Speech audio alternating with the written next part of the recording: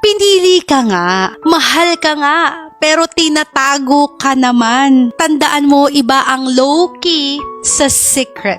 Ang pagiging low-key, choice nyo yon para protektahan ang relasyon ninyo mula sa maingay na mundo at hindi para itago ang isa't isa. Pero ang pagiging secret, abay ibang usapan na yon. Kasi kung mahal ka talaga, bakit parang kinakahiya ka naman? Bakit parang ayaw ka ipakilala? Bakit parang ayaw kang i-flex? Ayaw kang ipakita at ayaw ipaalam sa iba na ikaw talaga ang jowa niya? Na ikaw talaga ang pinili?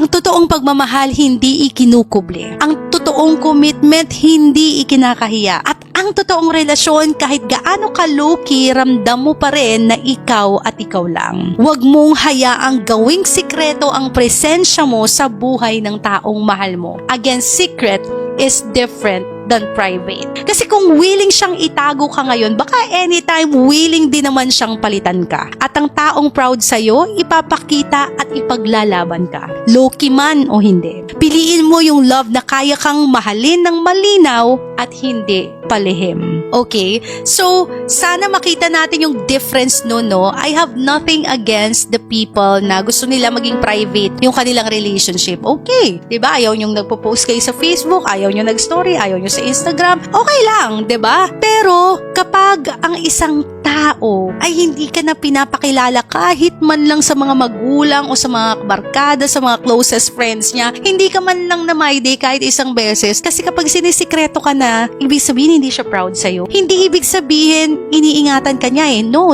I don't think so. Baka pinapaganda niya lang yung term. Pero ang totoo naman talaga ay hindi ka niya gustong i-flex kasi baka may iba talaga o hindi siya seryoso sa iyo. There could be plenty of reasons bakit kanya tinatago. Pero ang bottom line lang nito is bakit mo itatago ang isang tao na nagpapasaya sa'yo? Bakit mo itatago yung isang taong mahal mo? Di ba kapag mahal mo isang tao, finiflex mo. Kapag mahal mo yung isang tao, hindi mo makontain na i-share sa ibang tao na ang saya-saya mo kasi you have this person. Pero kapag tinatago ka, magtaka ka na. Kasi baka option ka lang. Baka number 2 ka lang o number 3 o number 4. Kasi ang taong talagang mahal ka, proud sa'yo. Yes, they will choose a private life, low-key lang, pero hindi ka gagawing sikreto.